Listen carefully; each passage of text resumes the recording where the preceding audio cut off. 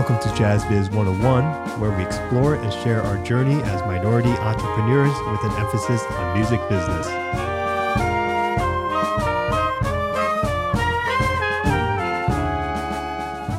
All right, welcome to another episode of Jazz Biz 101.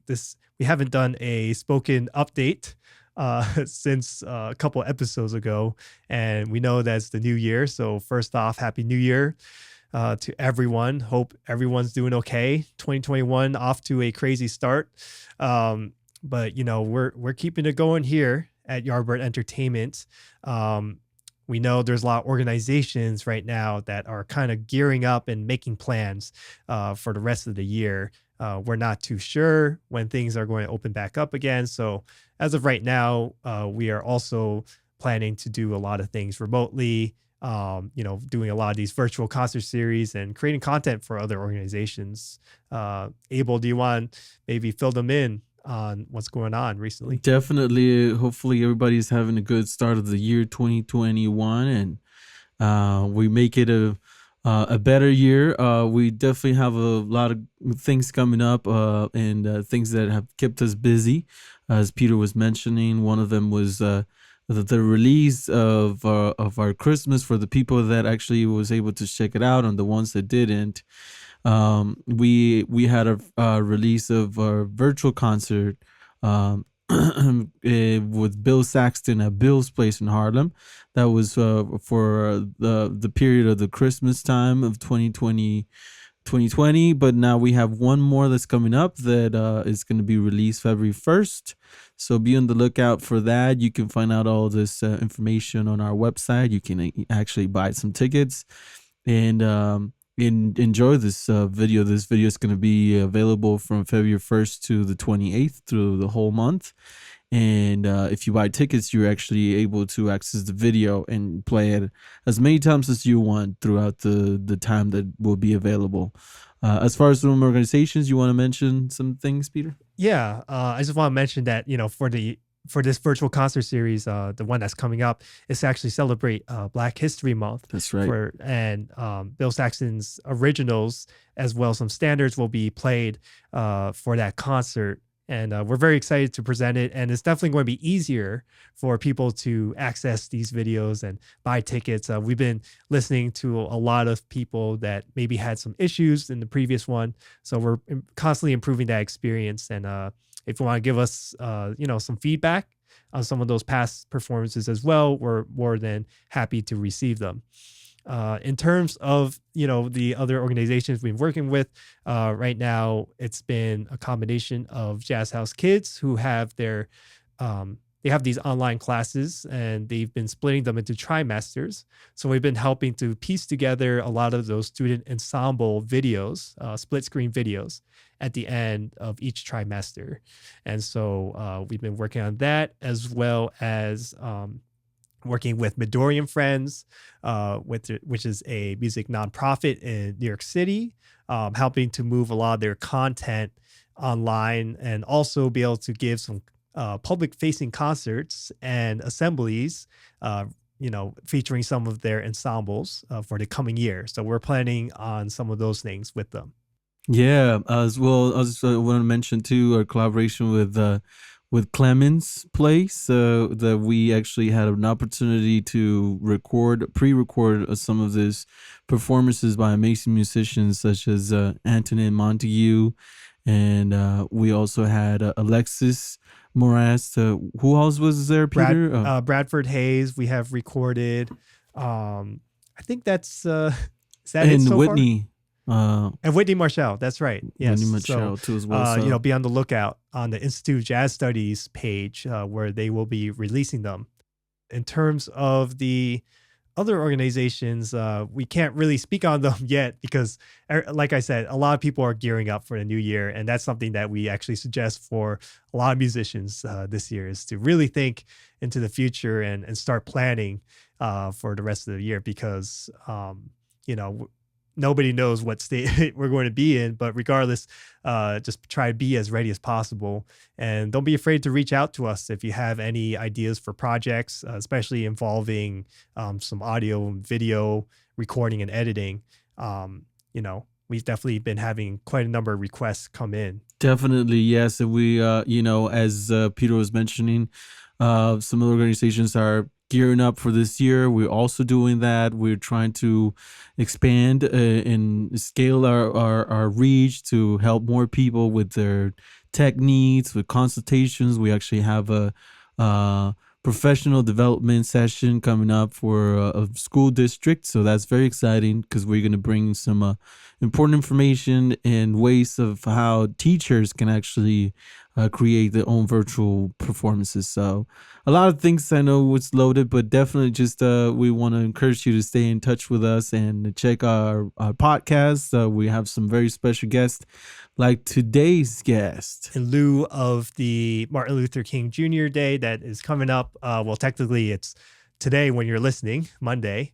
We wanted to not only reflect on Dr. King's life and his legacy and how that relates to the jazz community in general, but also to speak on a lot of the events that have been happening in the past year that has been brought to national attention, including Black Lives Matter, but also, bring up some of the aspects of being a jazz musician and also reflecting on the Black American experience, seeing how this is Black American music.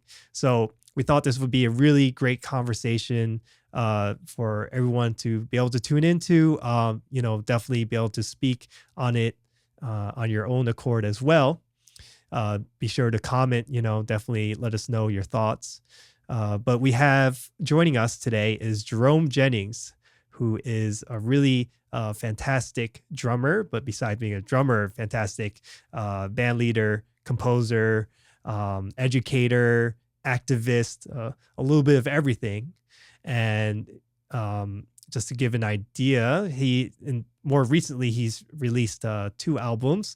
The Beast was released in 2016, and more recently Solidarity, which was in 2019, and which was actually recognized by NPR as the best music that spoke truth to power in the year of 2019.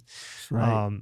And Jerome is a great performer. He has performed with many individuals such as Sonny Rollins, Hank Jones, Gerald Wilson, Chris McBride, Ron Carter, Dee Dee Bridgewater, Wynton Marsalis. The list goes on on. He's also an educator over at the Juilliard School, where he actually received his master's in 2007, but he's been teaching there since 2017 as the resident director of the Juilliard Jazz Orchestra. Is there anything else that I need to mention here, Abel? I think what the most important thing is to bring him on and really just dig into some of these questions and topics that we want to touch up with them. So yeah, he's been having many conversations, not only surrounding the African American experience, especially within the jazz realm, but also on gender equality and in partnership also with his wife, Naomi Extra, to also host a bunch of panels on these topics. So it's really a pleasure to have him here. I think it's going to be really informative for everyone. And let's jump right into it, right? Welcome everyone to episode number 6 of our podcast, Jazz Biz 101 podcast. Today we have a very special guest. He's an amazing drummer, amazing musician, amazing person. Had the pleasure to actually met him in person, and here and there, had a chance to actually perform with him for a little bit. Welcome, Mr. Jerome Jennings. How you doing, sir? I'm good, Abel. How you feeling, man? I'm feeling all right, man. You feeling a little better now? Good. I'm glad. I'm glad you're feeling better, man. This is serious. Yeah, man. We were talking earlier off the record of you dealing with different challenges, and one of those was COVID. But we're doing better, man. We hope that I know you mentioned you have a positive test, but no symptoms, so that's good, man. That's hopefully those symptoms don't show up at all, because buddy. they're pretty bad. Yeah, so, it's interesting, man. It's like all my music nerds out there that understand what I'm about to say. It's like having a big sus cord hanging over your head. There's no resolve. Yeah, where are we going? What are we doing? What are we doing, man? Where we at? Where we at? Where we going? When we gonna go to that one? Come on. Yeah, exactly. You know, right? at least give me something. Yeah, man. But it's you know, it's if you contracted this thing and you can and you can talk about it and smile and laugh about it, you consider yourself blessed. Yeah, that's right. Yeah, for sure. And hopefully this antibodies that we build up can last us a little while, you know. Absolutely. So we can we could be cool. Peter Lynn is with us, of course, like Pete in every episode. How you doing, Peter? Yeah, I'm doing pretty good over here. Glad that Jerome is here with us, man. You know, we were thinking about well, not only all the events that has conspired for the past few weeks, which have been always kind of crazy, but it's been crazy all 2020, you know, into the new year. But, you know, I was also reflecting on the Martin Luther King Jr. Day, which is coming up on Monday, but that's not, but his birthday, I believe, was yesterday. Is that correct, Jerome? Yeah. That's right. So, and, you know, and obviously Black History Month coming up in February, which I believe should be every month, the whole year, you know. But again, you know, we always get 1 month, right? And I'm just reflecting on the fact that, you know, all of these influential, you know, African American leaders in the community that we look to and definitely, you know, aspire to and live on their message. A lot of them were in their 20s and 30s at the time.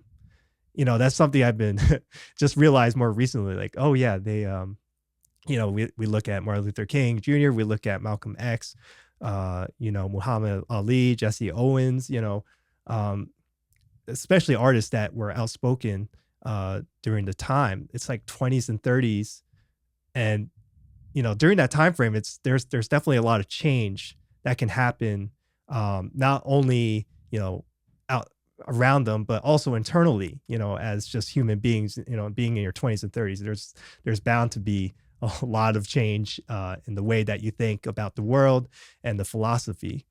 And, you know, reflecting on that, as well as the recent insurrection that's happened on Washington and how much that contrasts to the March on Washington, you know, that is often tied with Martin Luther King Jr.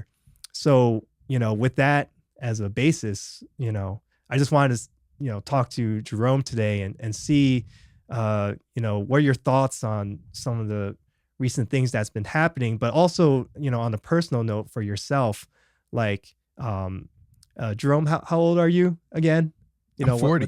You're 40. Yeah. So like, maybe you could just shed light on maybe how your philosophy also has changed over the years, being that 30s are a pretty pivotal time for us, and how that's reflected in your music as well. It's a pretty big question, but well, no, that's a great question, Pete. I mean, I feel like the fact when you bring up Martin Luther King and these freedom fighters, how old they were when they did what they did, it's staggering the chance that they took in fighting for people who were the most vulnerable in their society at the time, and they risked their lives and actually did sacrifice their lives for this struggle.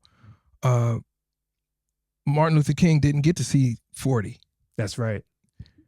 Malcolm X did not get to see 40, right? Mm-hmm. And these are iconic figures, of course, but they epitomized my definition of what spirituality actually means. And to me, spirituality means you're forever evolving, forever changing, forever questioning your own thoughts, philosophies, and things that you believe and stand on.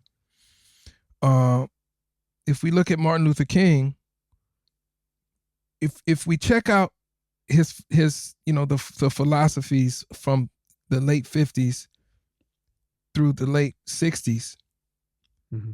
his ideology became more refined, and it began to kind of shift a bit, right?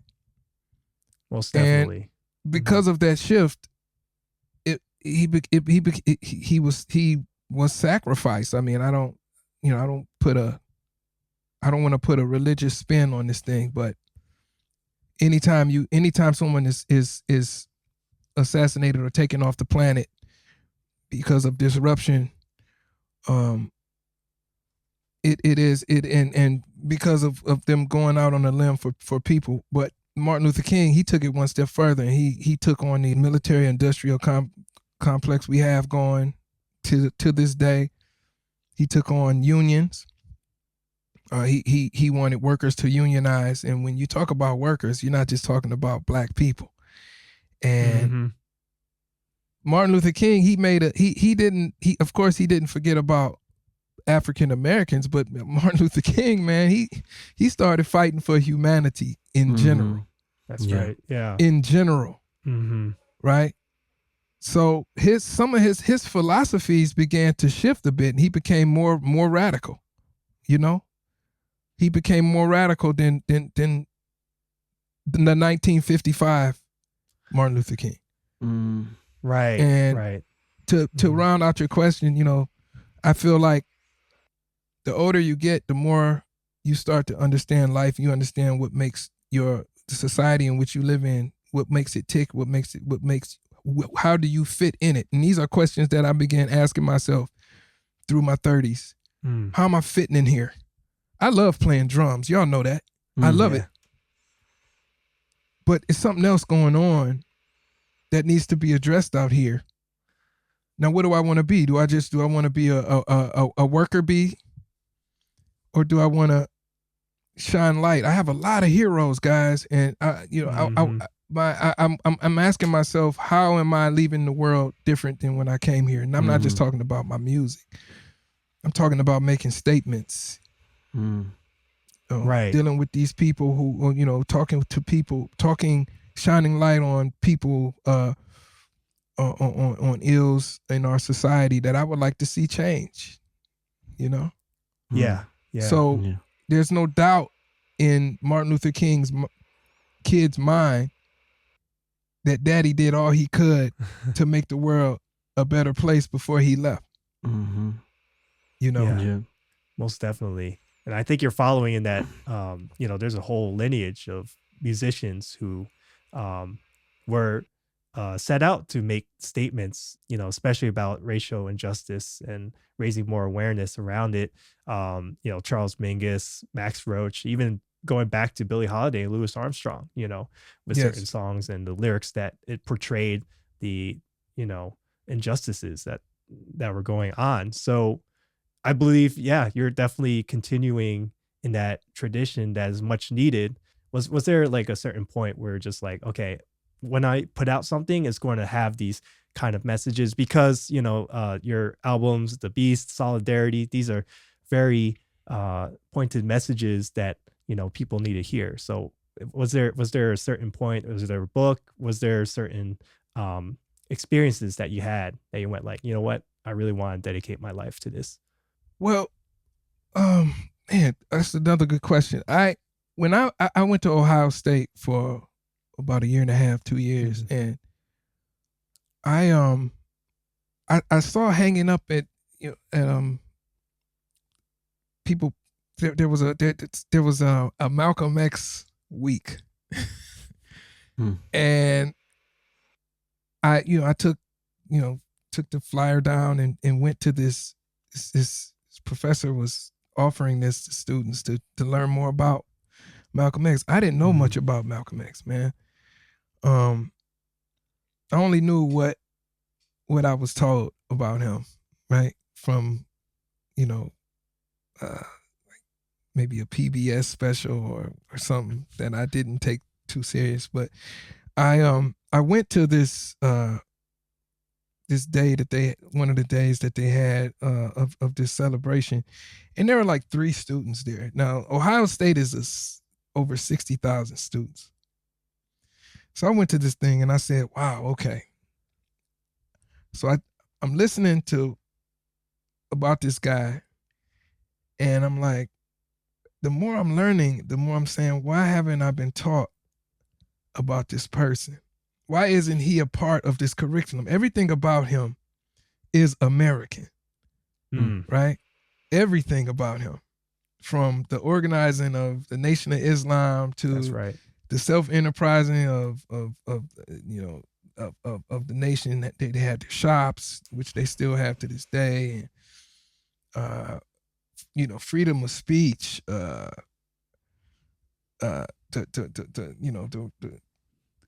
right to bear arms, everything that you could think of that this country was built on is represented in this man. That's what I'm thinking. And it started a snowball effect. So I started reading about him. Then I started getting into Marcus Garvey, and I started getting into other folks who come through that lineage, and it's always been a footnote in my mind. But when you start getting deeper into performing and playing music, you start to make these connections. You talk about self-enterprising, and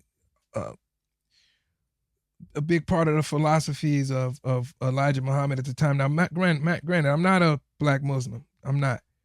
But some of those philosophies are like, they're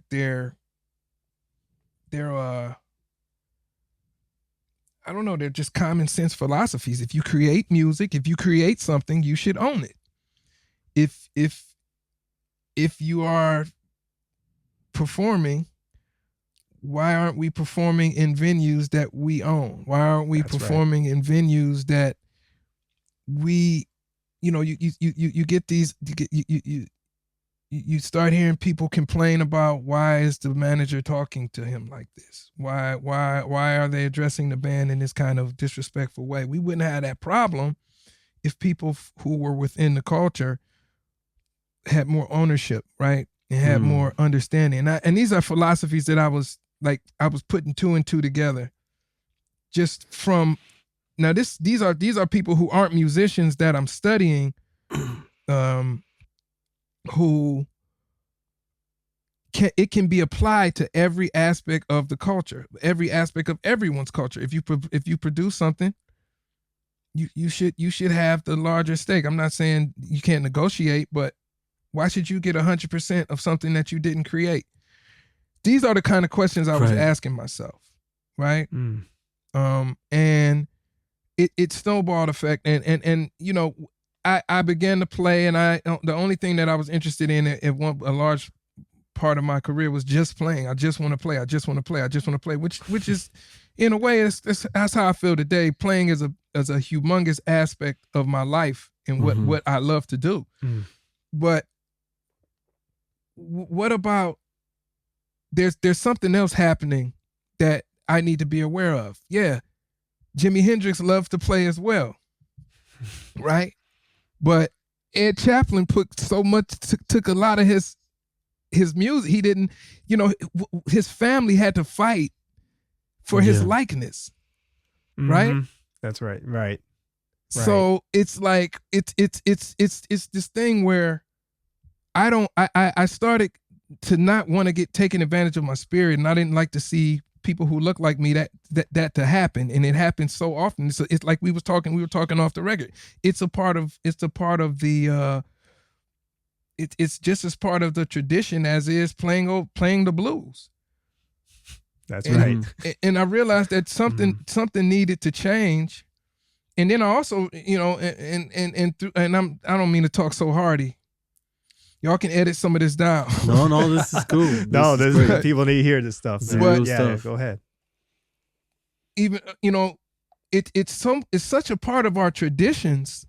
Again, as I started reading W.E.B. Du Bois, learning about the Niagara movement and Booker T. Washington and you know their philosophies, and Ida B. Wells. I heard the name, but I really started getting into her as of the past 7 years or so. It's just you want to do for self, and you want your product to come back home, and you want your family to be able to eat off of your product, what you have produced and what you sweated and what you have sweat and what you've produced. Why is that not why is that true for everybody but people of color who are producing music? African Americans who are producing music, is the slave master dynamic so still prevalent in our society that it has to filter over into the music decades, 100 years later? That's right. Yep. The commodity, treating these music as a commodity, you know, the origins of capitalism on these you know, cultural, racial aspects. It's definitely a tradition here in America. Just think about, you know, when they talk about the first, you know, quote unquote jazz recording, it's like a bunch of white guys, you know. That's right, the Dixieland Jazz. That's right. That's right. And the origins of just a record label in the beginning, you know, it's all built into the infrastructure of how it started and how it's never changed. I like to be a practical person in the sense that we need to bring this awareness into the world. But what are the solutions that we can do to counter these issues right now? Because I'm sure there are individuals who are, you know, putting a lot of work into trying to counter the mainstream, you know, commercial, usually whitewashed world. You know, are there individuals or are there points in history where you can point to and be like, this has been a movement against what we're currently seeing? I should have pointed that question a little bit more, but let's talk specifically about you know, the jazz community itself. Are there individuals that we should be more aware of that has fought against the establishment?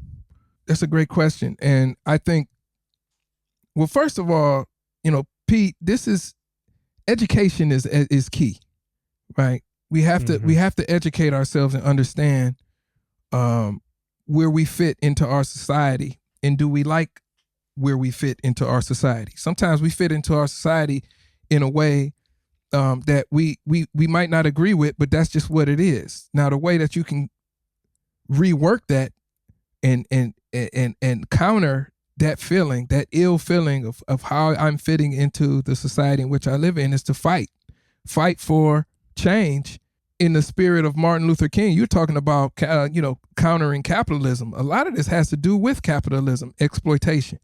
Right? We all got to eat, clothe ourselves, and have shelter. And those powers that be know that.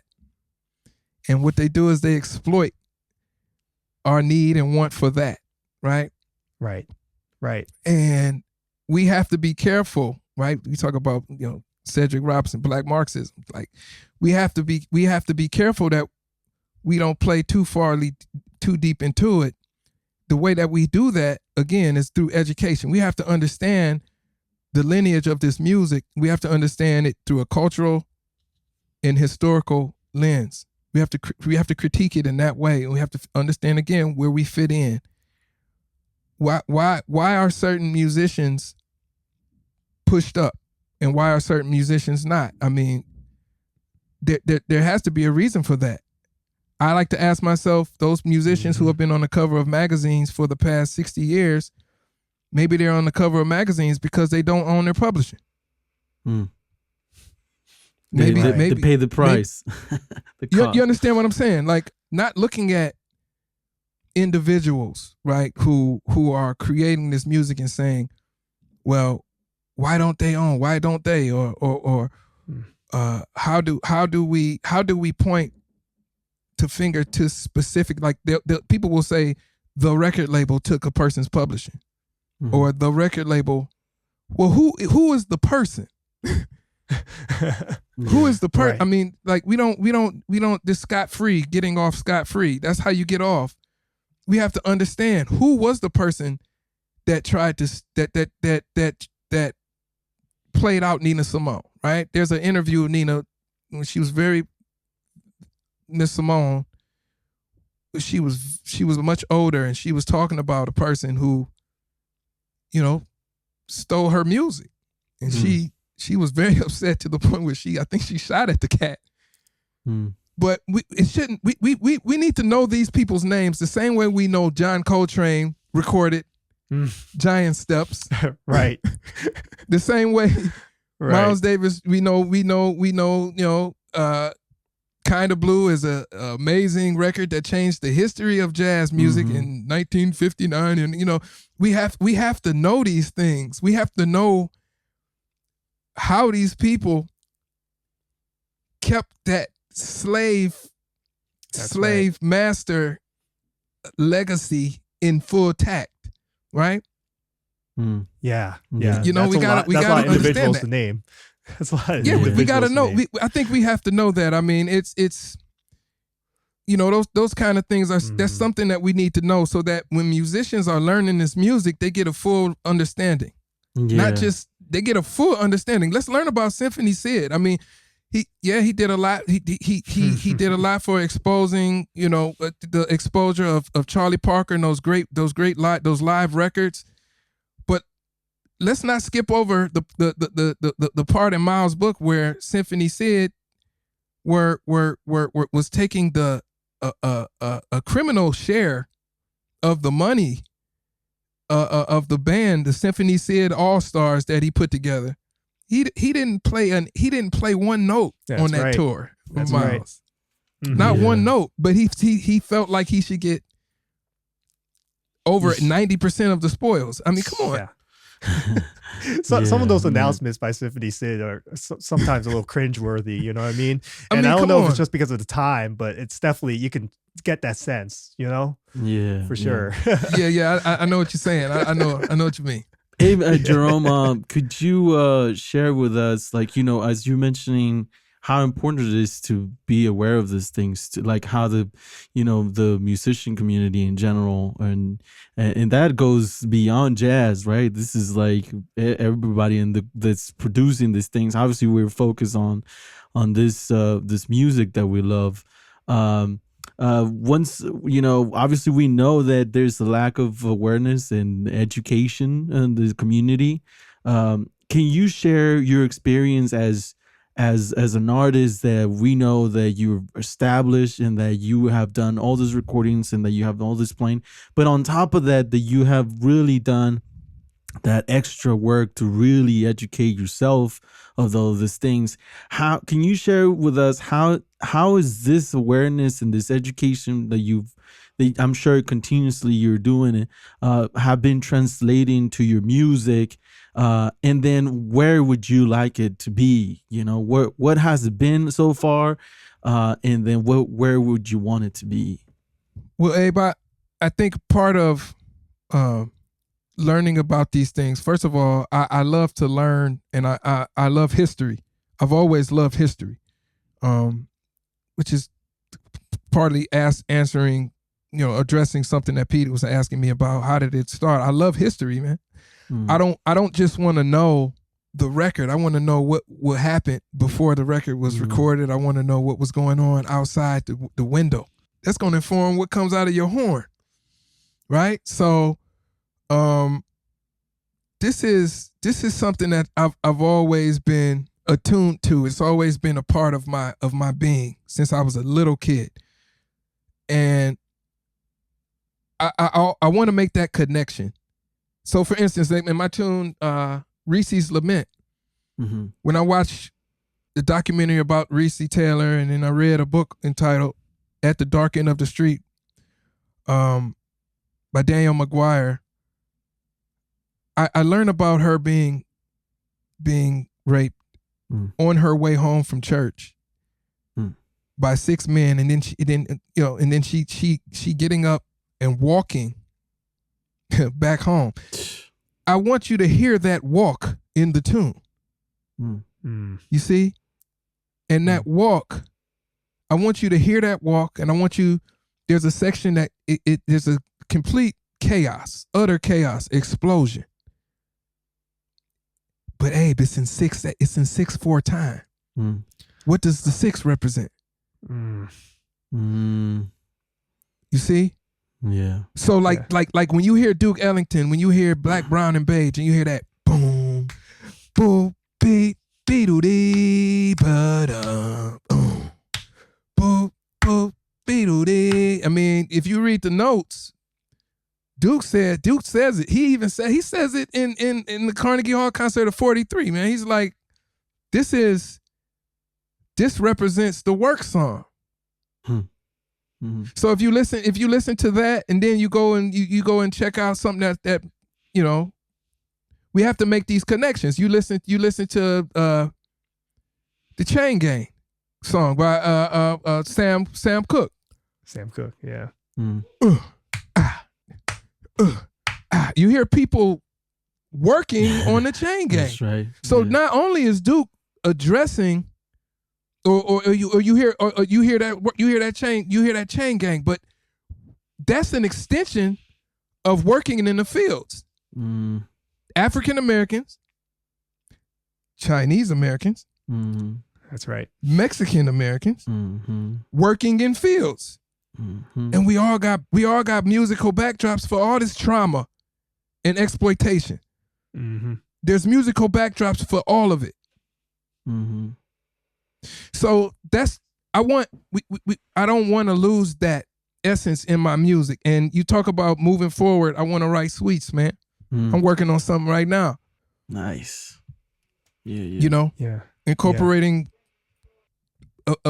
a myriad of instruments, but I want it to be true, and I also want it to be current. I want it to deal with what's happening now.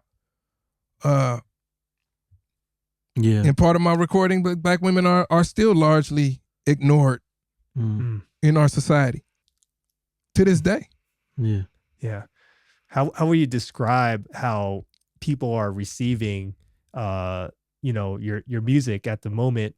Have you ever experienced any backlash from like critics or have you ever gotten any message being like, yeah, I don't agree with the music just because of the message?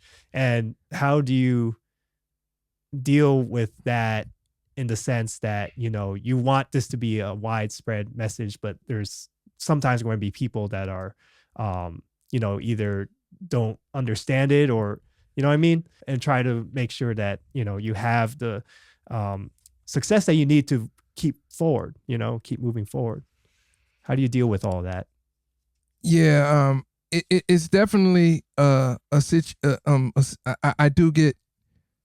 got a bit of pushback, right? I got something 2 days ago? Really? Oh. Someone it's a comment. You can go to my Facebook page, my fan page. I keep up. You can go there. You can check it out. Cat said he thought that it was divisive. Why does solidarity have to mean excluding a group of people and blah blah blah? And I got a bit of hate emails from Arkansas. Jeez. Shout out to Arkansas. Whoever send the emails. That lets you know where that just lets you. That kind of gives me an idea that my work had a bit of teeth, and that people are saying it's maybe I'm moving too fast, Transgender people, they'll get theirs. Just let it happen. Let it happen naturally. Let it happen through time.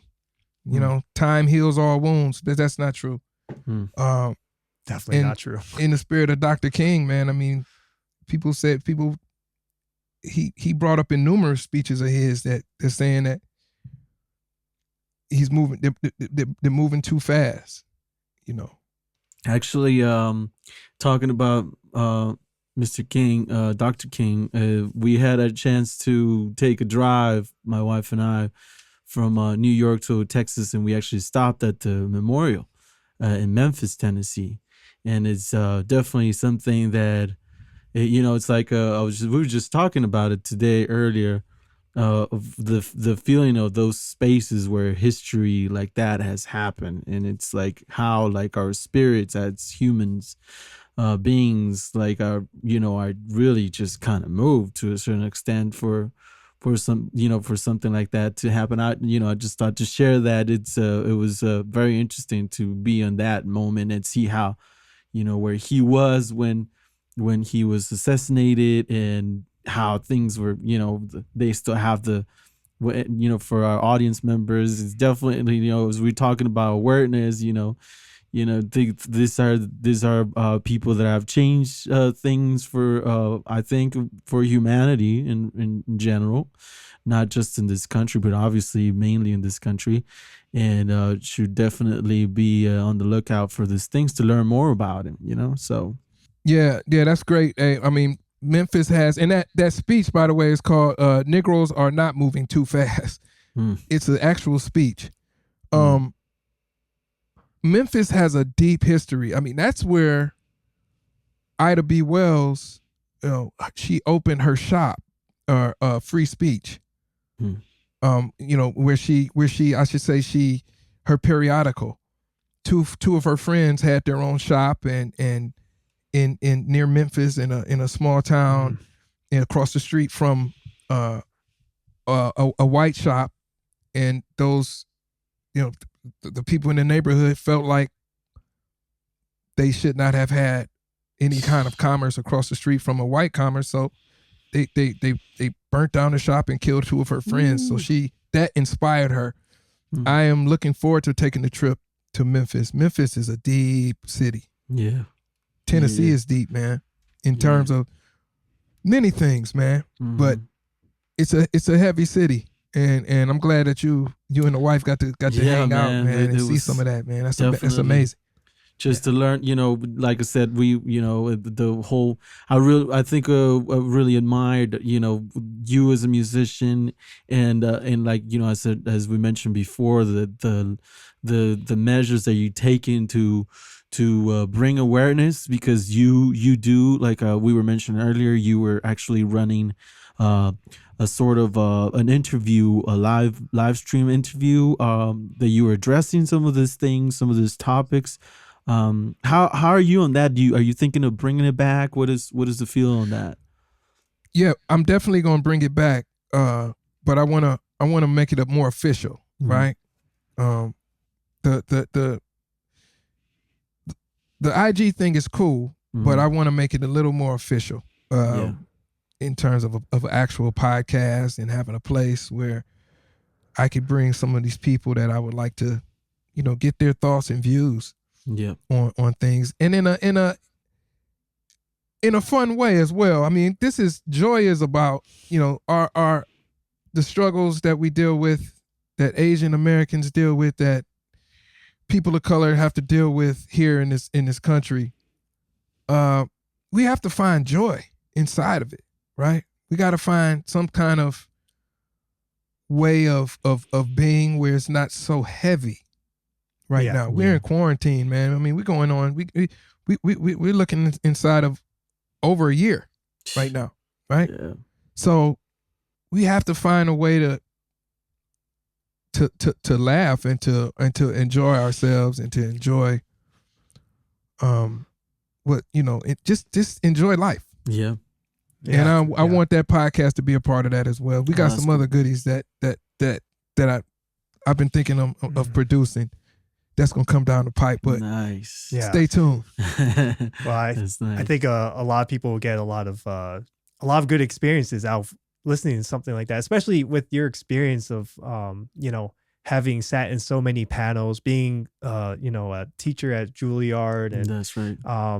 Just having the touring life musician, just all of these experiences, traveling to countries, traveling the world, is something that you can bring to the table. A lot of people haven't personally experienced, and it's definitely hard for someone like me who hasn't traveled too much within the country to understand that, this East Coast New York mentality is not something that's shared by like most of the other rest of the country, right? People that live here, and I think that's something that also Martin Luther King Jr. was, obviously aware of and has spoken about, is the, what are the true issues that, everyone is dealing with that we can learn to fix together, and, speaking on that, I was wondering, there's something that often happens within, personally speaking from the Asian American community, and usually that's more of the East Asian community. But a lot of it has to do with like, how can we be allies to the Black community? And, what can we do that isn't something that's just like, okay, well, if something bad happens, then we step in and then that's it, right? Like, what can we do to, not only improve our relationships between other cultures, but to learn to really live together here in this country? You mean between Asian Americans and or just in general? I would say just in general. What are some ways that someone could be an ally with, that isn't just an every so often, whenever Black Lives Matter would speak on something, like, is there something that's more wholesome that you would recommend to people that are trying to understand and trying to be an ally? Well, I'm gonna say 3 words. Do the work. Do the work. If you want to understand, if you want to connect the dots, if you want to consider yourself an ally and not trivialize the word, learn about the people who you claim to be allies with. We've had some heavy conversations, Peter. So it behooves me to understand where Asian Americans, and then you have to, not only just Asian Americans, you got to understand the different Asian That's Americans. right. Not just, it's not everybody's not monogamous. Chinese. Everybody's not, it's not monogamous. Yep. Everybody's not Taiwanese. Everybody's not Japanese. So there's different sects within that. See, here's the thing, guys. We live in America. The ideal of America is amazing. Yeah. But with that idea comes a humongous responsibility, especially from leadership. And that leadership, if our leadership would take on that responsibility, it would trickle down to the people more often than it would not. So if you're gonna welcome people from all nations into this beautiful land called America, it's your responsibility to touch on these people's lineage and heritage within schools. Make it a part of the program. Don't just put up murals. That's right. Make it a part of the program. Like, I should have not learned about the Chinese Exclusion Act 6 years ago. I should have known about that. Somebody should have told me about that when I was in the 8th, 6th, 7th, 6th grade school. Why? Because there were Asian people at the school, and there were people who, and I'm saying Asian blanketly because Asians went through hell during that time, and to this day, being mistaken as people who they were not, right? Right. Or just learning about the legacy of the country that we live in, even if it's dark, we need to learn about it because there's still people here who are descendants of that hurt and pain. Yeah. And they need not be ignored. What about the things that happened to our Mexican brothers and sisters in Texas? Oh yeah. I learned these things from people. This is why it's good to go get out of, go to college. I always talk to young people and say, go to school just so you can be around people who are outside of your neighborhood or where you're from. That's right. Yeah. And I learned a lot about Mexican farmers from a friend of mine at Ohio State. I had no idea. No idea what happened, but we should learn. I mean, I'm not saying you got to dwell on it for years, but at least we should touch on these things. Like we should at least plant the seed. Let people know that I see you. I see you. You know what I'm saying? Right. Yeah, instead of living in this bubble, thinking that whatever it's in my bubble is reality and that's it. Right. And then also reflecting on that, like the solutions that we come up with in our own circles don't necessarily apply to all instances, throughout the country. And having more perspective in that sense, adds to the nuance of the conversation, but also to the nuance of what are some solution based ideas, that we can come up with to combat the racial injustice that we see here in the country. Absolutely. That makes a lot of sense for sure. And it goes across race. It's a gender thing as well. That's right. Right. I think we need to speak more about people who might be invisible, who were instrumental in the success in people who we hold in high regard.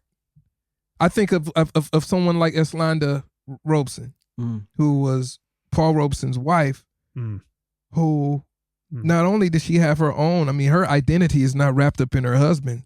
She had her own identity in her own life, and she was just a terror in the UN. I mean, she represented America, and she was the conscience and liaison between America and Africa and the African American connection and what needs to happen in Africa to dismantle colonialism early on, way before the 60s.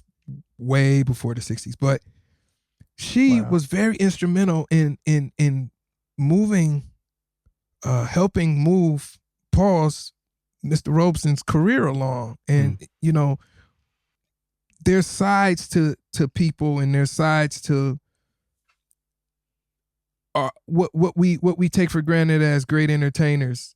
There's more sides to them than a lot of times we're taught, and those things need to be brought into the academy. And they also need to be brought. I think they need to be brought to the forefront. We need to let our people who might not be allies put their narrative or gaze on our heroes and people who really made a difference in our society, Martin Luther King included. Like, we have to know the full range story of who this man was. We can't just go off of what they're teaching us. That's right. That's right. The I have a dream speech being the only, indicative quality of a man, it's so much more complicated and so much more nuance to, people's lives. Absolutely. That's a beautiful thing. And I think, those conversations are definitely more being had now than I remember it happening. But again, it could be my perspective. I know it's always been happening, but I think just the events that people have seen in more recent future are just causing more conversation, whether for, good or bad. The fact is that people are having these conversations, and we're glad that, you are able to come on here and we're able to have this conversation now. Definitely. I know it's extremely, helpful for everyone. It's helpful for me. I feel, it's there's a lot of own personal things I struggle with, trying to think about, well, what is, business, like music business within this jazz context, but also realizing that, I am an Asian American speaking on Black American, culture, and trying to think about business in this white frame of mind sometimes, right? And trying to break out of that and trying to deal with, what are some ways to break through that status quo, that I have come to know up to this day. I just really want to thank you for, having this conversation with us. I think it's really, and for everyone here. Yeah, man, I'm glad to be here. You all are asking the tough questions. And It's tough, yeah. I really dig. I dig it, and not so much as in tough as in the ability to answer, but just sometimes the answers aren't something that people want to hear. Exactly. Yeah. Right. Yeah. Yeah. Thanks for sharing those answers, though. For sure. This is something that's I think it can be a painful history, but as they say in any meeting of AA meeting or any problem that you might have, you got to address that there is and is a problem before you can start to heal and start to make some changes. Yeah, exactly. Right. You can't claim to unify the country and do all these things, right? Before really just addressing what happened, what the issue was, right? Which is one of the things that we hear now after this January 6th that happened now, or the other side wants to say, oh, it's time for us to unite now, right? And it's like, okay, wait a minute. Well, part of the issue, part of the problem is, I'm gonna get real with y'all, okay? Part of the problem is we never see this type of white person represented on screen. That's right. Rarely. It's true. We rarely see. These are poor people. That's right. These are poor people. These are people who don't have money. These are people who, some of them are probably taking advantage of public assistance. That's right. These are people, we're talking Appalachian trailer people. Yeah. Who are being seen, right? And we have to be careful. Again, we talk you talk about the drum major instinct, right? I'm thinking about all of these. I'm thinking about all of these amazing Martin Luther King speeches, right? Dr. King speeches. He speaks about, be careful, white poor person, because the same people who are you're hating, the powers that be are using you to fulfill what they want to fulfill as a whole. Their capitalistic desires to make everybody divisive to fulfill their capitalistic desires. So it's like they don't like you either. That's right. They don't like you. If you like, W.E.B. Du Bois talks about this in Reconstruction. The African American Reconstruction, this amazing book. He talks about how at one point poor black people and black people and poor white people were together. Yeah. Yep. In schooling, in enterprising. But something happened. When people start to find commonality within their struggle, we're all poor, and start deciding who is the reason why we're poor. Why are we all in this barrel together? Uh-oh. Now we got to find something. That's right. Now we got to find something to make to create a division within those ranks. That's right. Right? To continuously keep them down. To continuously keep that going. And Andrew Don Johnson did a fantastic job saying, look, you're poor, you're barely making it, you're barely clothed, your house is leaking, but at least you're not black. Wow. Right. It's all in the literature. Right. It's there, man. People publish these things. It's not new. It's not new. This book was written in 1899. That's right. Published. Right. This ain't new.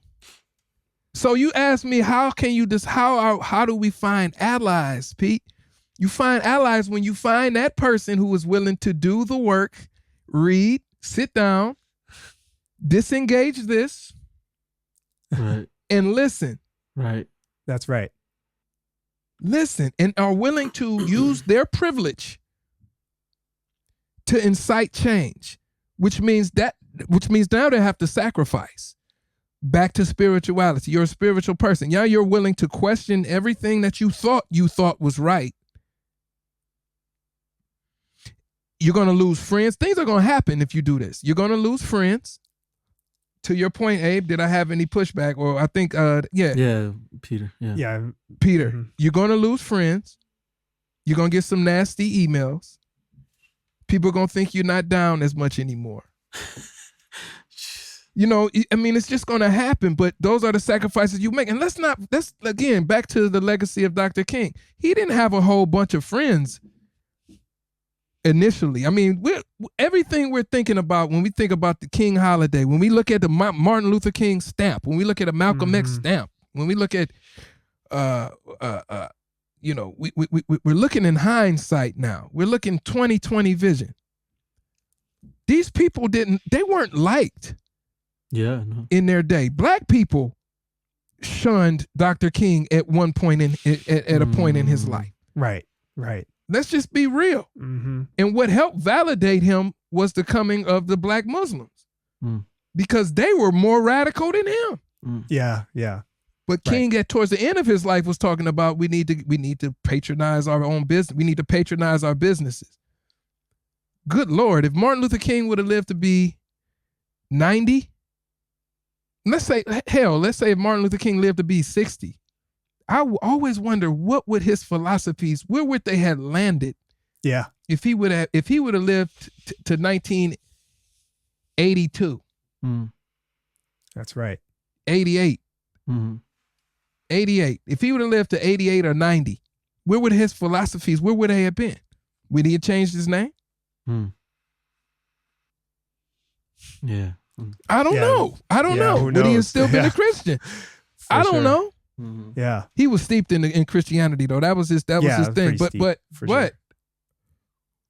we don't know, because we talking about a spiritual person, again, forever evolving, questioning things that he thought was the way to go, the right thing. And he didn't have to do what he did.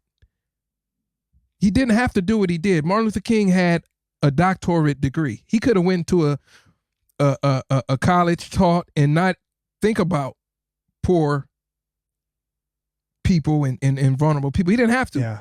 I think Martin Luther King might have been fighting for transgender rights. Yeah. You don't know. You don't know. Right. Those are the vulnerable people of our day right now. Those are the people who are being killed, and it doesn't even make the news. That's right. I know people don't want to hear that. But he was radical in 55. He was radical in 65. He was radical in 67. That's right. 68. That's right. What's radical for today? Yeah.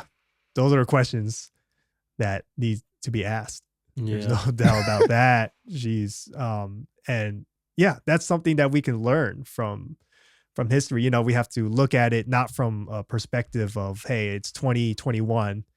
You know, let's look at what he said in that perspective. We have to look at it as, okay, what was happening during that time? What was happening around it? And, you know, why was that radical during that time frame?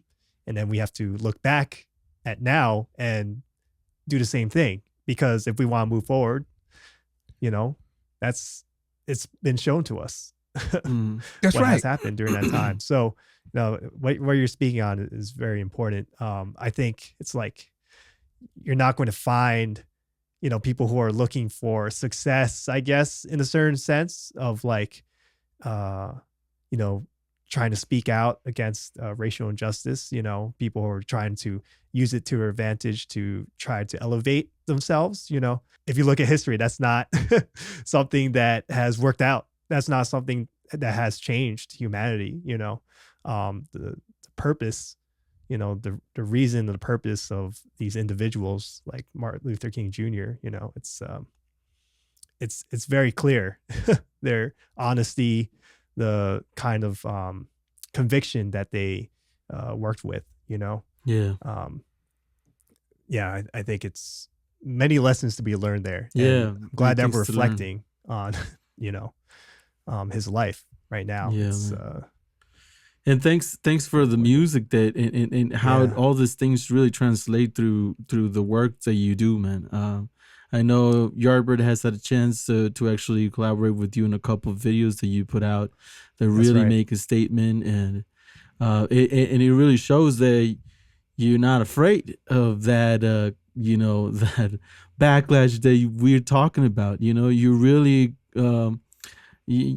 sure of what you're saying, and it's and you're brave about it, and that's really, I think, it's something that really inspires us to continue learning and continue doing things and being bold sometimes, or many Yes. times, on what we do. So thanks Yeah. for that, man. Yeah, Appreciate you're it. showing the younger people, that like this is something that we can do, on our own, besides just thinking of it just purely in, look at the music I'm putting out, look at the message that I'm putting out, and you're making it, you're inspiring a lot of people to be able to do that, for their own communities. I know personally speaking, it's definitely feels a lot more comfortable for me to be a little bit more outspoken about certain ideas, because if it's true, and that it's something that needs more awareness, then you have more of an initiative to be able to put the word out there. Yeah.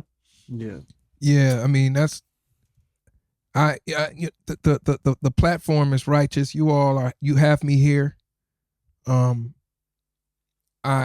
appreciate the platform, and also I recognize that I'm not the only one that is, I don't know, that is taking has taken this chance in this equation. You all have a platform. I'm here.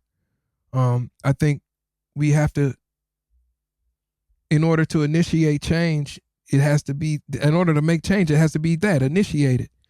And we can't wait. Yeah. We can't wait for those who are problematic to make a change when they're ready to make a change, or those who we consider to be more powerful than us or more influential than us, to shine light on ills, and just wait for those powerful entities to do it. Yeah. Because they're not going to do it, and their intentions aren't always the right intentions, Right. anyway. I mean, Exactly. at one point there has been, for the past 4 years, a group of people who have been trying to get our president's banned from Twitter. Now all of a sudden he has been banned from Twitter. Now what is the intent? That's right. Of Twitter doing that? You have to ask about the intent. Like, that's right. We've been saying he needed to go. Mm-hmm. Is it that at this point it would hurt them financially if he's not there? I mean, I don't know. I'm these are the questions that I think we need to ask ourselves. Yeah.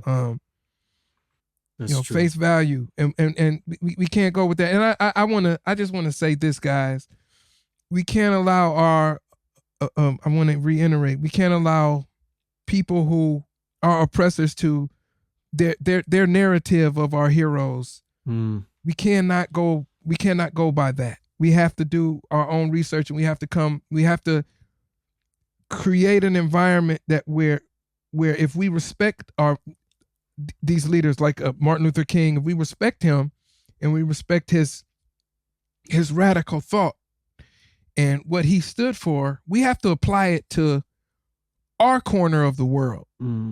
Being musicians that love jazz, that love to play it, we have to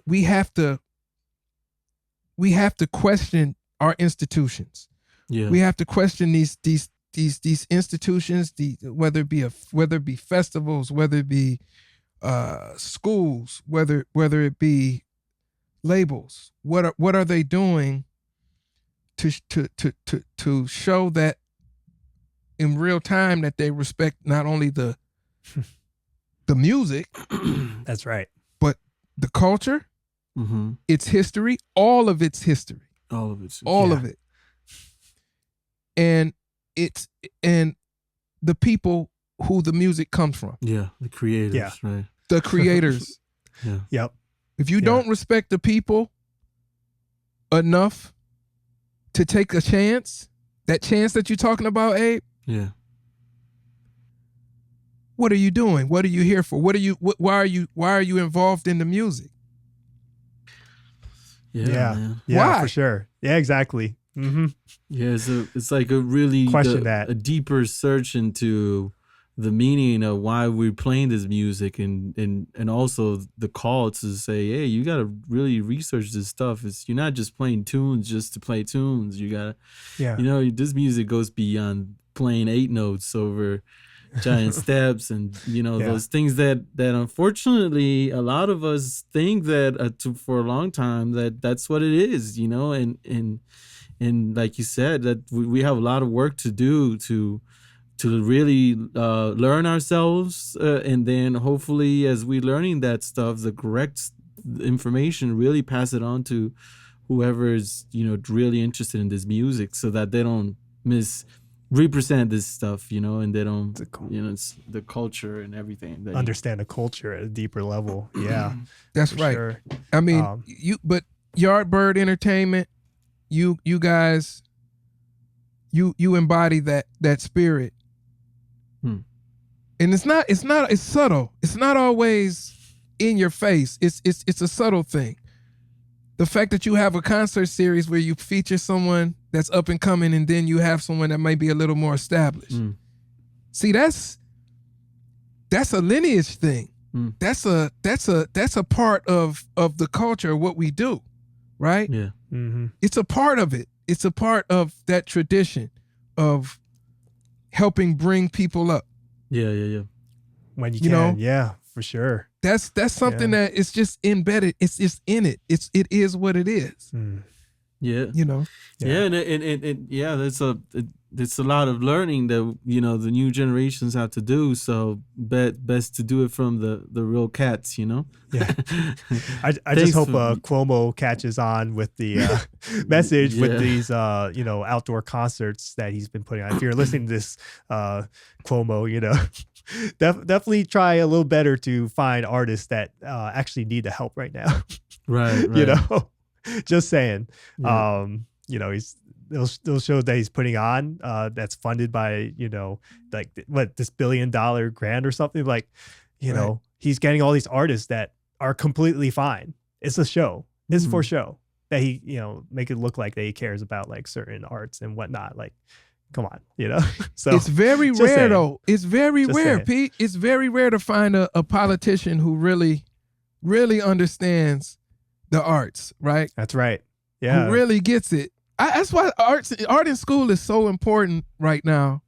Not so much that we want to turn out a bunch of musicians, but we just want to turn out people who understand and will have a bit of a sympathetic, empathetic understanding of what it means to play an instrument and what it does to your psyche and how it transforms people, and just understanding that the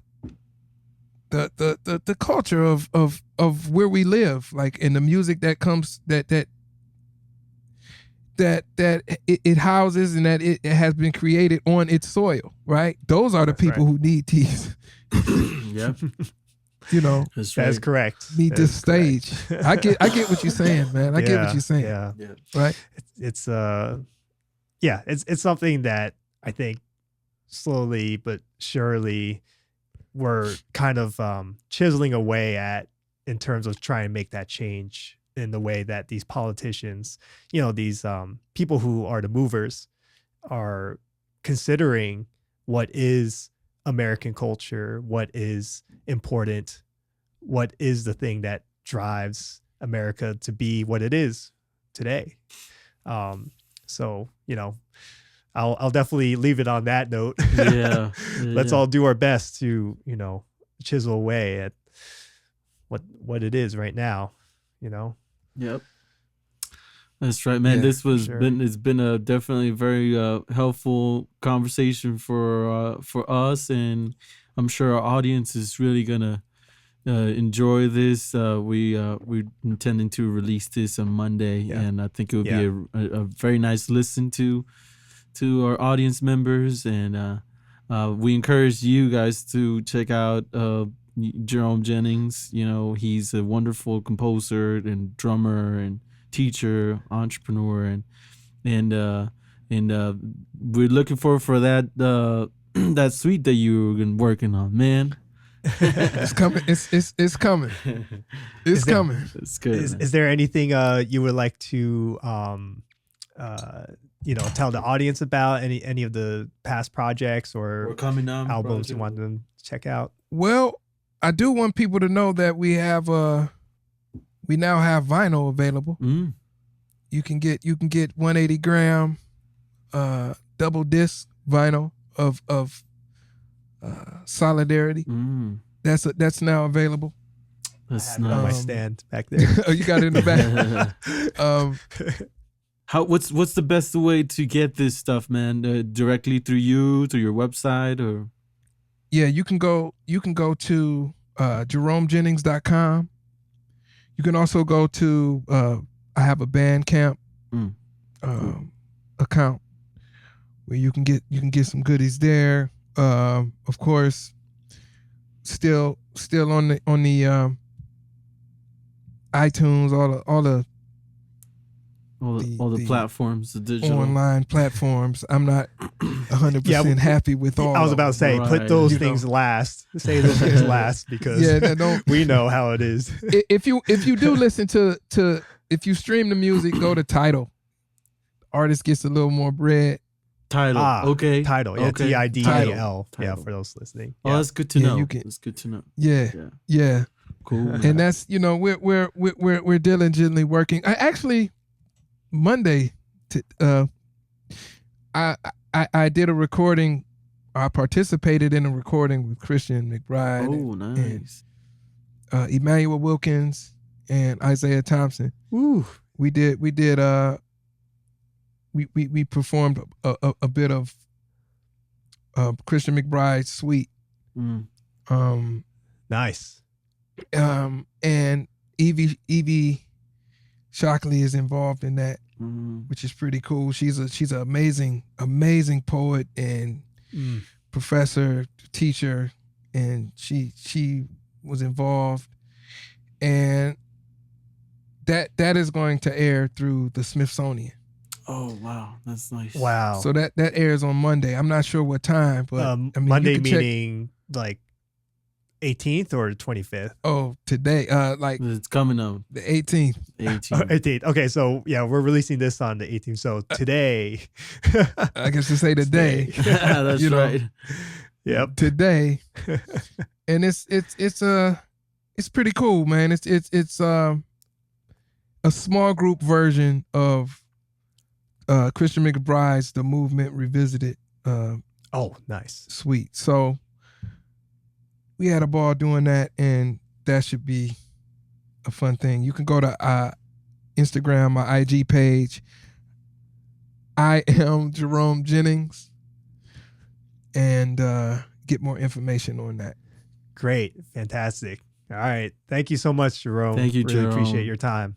You know? Fellas, thanks for having me here, and keep on doing the good work. Thank you, man. Yeah. We'll try. Say hi to the wife, and you guys stay safe, man. And looking forward to seeing you live, man. I'm looking forward to being seen live. Being seen. Right. All right, thanks. Right, peace, fellas. All right, thank you, man. Appreciate it. If you like what you heard today, we included all links in the description. Again, thank you, Jerome Jennings, for joining us today on this very important discussion. Be sure to subscribe to Yardbird Entertainment for more content and some more virtual concerts coming up. Thank you very much. Just drifting